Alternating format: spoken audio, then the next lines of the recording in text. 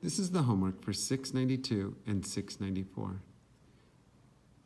In question 692, I need to find the scale factor and the missing side lengths. So I need to find the value for y and the value for x, and what is the scale factor? What am I multiplying the sides by on the small triangle to get the values in the big triangle? So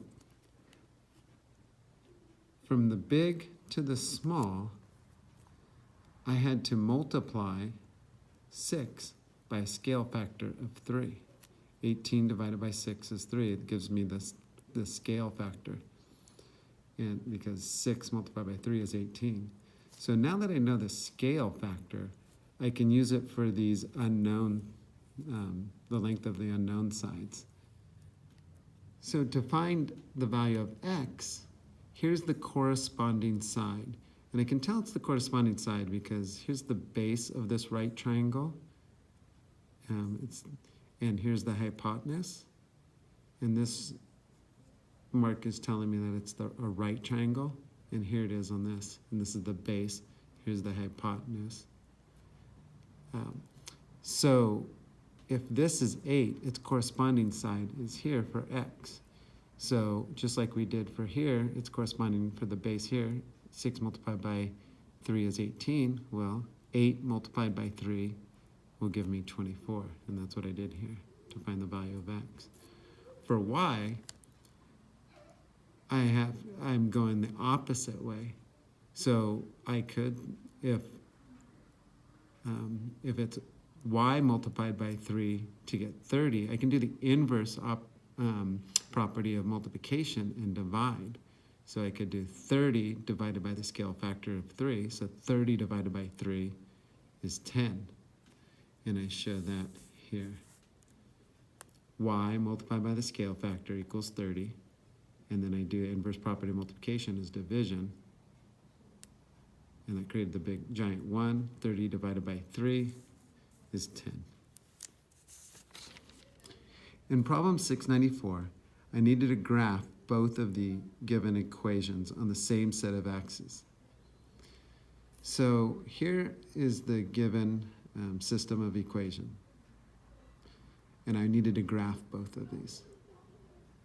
So I want it in slope-intercept form, y equals mx plus b. So this one is already in slope-intercept form, but this one's not. So using commutative property of addition, I was able to rearrange these two terms. And so the positive 3x, here's the positive 3x, positive 4, positive 4. So now they're in both slope-intercept form, or y equals mx plus b, and I highlighted the y-intercept, or the initial value, in yellow, and the rate of change, or the slope, in pink. And I put it in fraction form because that's going to help me graph these. 3 over 1, or 3 divided by 1 is still 3, so I didn't change the value of either of these. So now to graph the first one, I have my y-intercept here, and that's why I highlighted the y-axis, because that's where these 2 points, the y-intercepts, will be plotted. So at -2 on the y, there's my y-intercept. And I have a positive 3x. So I know it's going to be sloping towards the positive x values. So from this, I'm going to go up 3, 1, 2, 3, and over positive 1. Positive 3 over positive 1. Or I could do -3. So I could do -3, -1, -2, -3, and over -1. Because -3 divided by -1 is still a positive 3.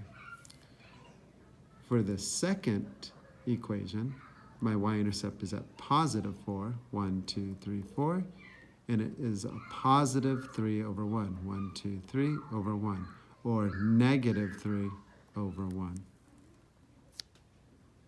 So you can see that both of these lines are parallel to each other. And since they're parallel to each other, you know they will never intersect. And I can tell that they're parallel because they have the same rate of change. They both are sloping positive 3 over 1. So if they have the same slope or rate of change, they'll never intersect. They'll always be parallel. They just have different initial values where they're starting on the y, their y-intercepts. In part B, I needed to solve the system using the equal values method. And that is when you set them equal to each other. Because if y equals 3x minus 2, if that's what y equals, I can substitute it in here for this y. So I'm going to, instead of y here, I'm going to put in 3x minus 2 because that's what y equals. So here I have it 3x minus 2, and then it's an equal 4 plus 3x, 4 plus 3x. And now I solve for x.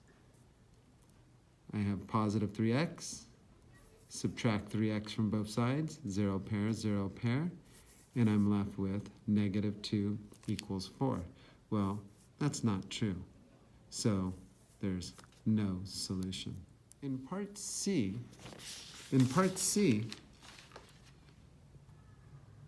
it's saying explain how the answer to part B agrees with the graph you made in part A. Well, there is no solution to the system of equations because the two lines do not intersect. They're parallel. They will never cross.